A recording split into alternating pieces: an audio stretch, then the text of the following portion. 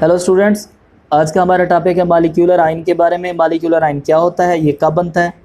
Molecular ion के बारे में पढ़ने से पहले हम थोड़ा सा रिवाइज कर लेते हैं। हमने पढ़ा था जब हमारे पास न्यूट्रल एटम होता है, इट कैन लूज और gain electron to form an ion.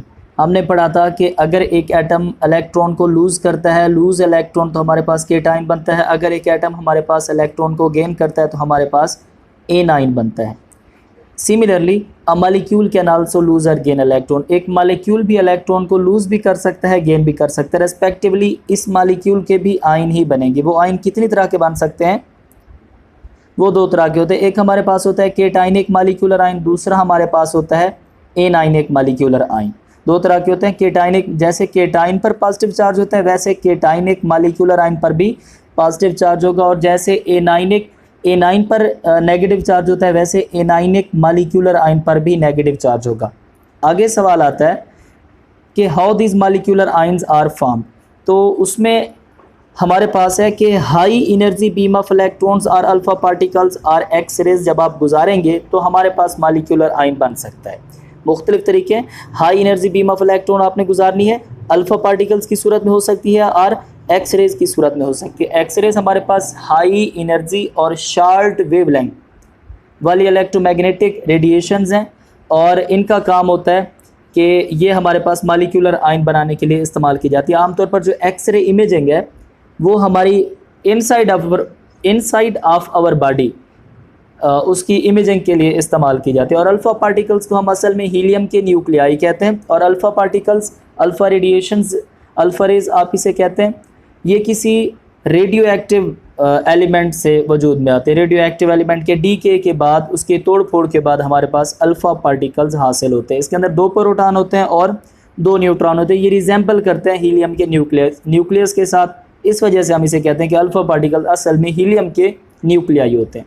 उसके बाद हमारे पास आ जाता है कि जो मॉलिक्यूलर आयन, जो केटाइनिक मॉलिक्यूलर आयन बनेंगे, वो आम तौर पर मोर अबंडेंट होते हैं than the anionic molecular ion. Cationic molecular ions are more abundant than the anionic once.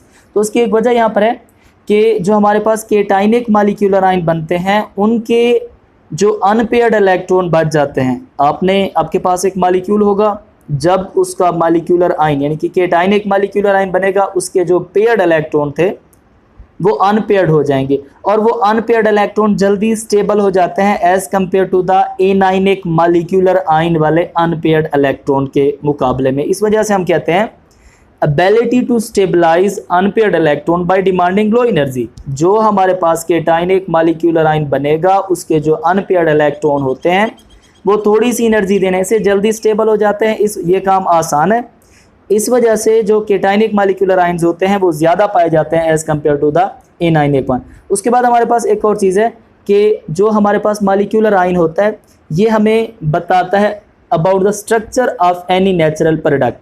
हमारे पास कोई एक नेचुरल प्रोडक्ट होगा, कोई कंपाउंड होगा, जब हम उसे एक्स रेज देंगे या हीलियम के न्यूक्लियाई देंगे यानी कि अल्फा पार्टिकल्स की बम्बार्डमेंट करवाएंगे, तो वो जो नेचुरल प्रोडक्ट है वो किसी मॉलिक्यूलर आयन में तब्दील हो जाएगा। जब हम उस मॉलिक्यूलर आयन को देखेंगे तो वो मॉलिक्यूलर आयन हमें असल में उस पूरे नेचुरल प्रोडक्ट की स्ट्रक्चर के बारे में बता रहा होगा। आगे कुछ एग्जांपल गिवन है जिसमें हमारे पास CH4 के ऊपर पॉजिटिव चार्ज है। पहले ये मीथेन होता है। जब हम इसमें से एक्सरेज गुजारते हैं तो इसमें जो बॉन्डेड इलेक्ट्रॉन है वो यहाँ से एक्साइट होकर यहाँ से रिमूव हो जाता है, जिसकी वजह से उसका केटाइन बन जाता है। इसी तरीके से कार्बन मोनोऑक्साइड के ऊपर पॉजिटिव चार्ज होता है। इसके ऊपर जो लोन पेयर ऑक्सीजन के ऊपर होता है वो यहाँ से रिमूव हो जाता है, जिसकी वजह से CO के ऊपर पॉजिटिव चार्ज आ जाता है। ये आमतौर पर केटाइन है, मॉलिक्यूलर केटाइन है।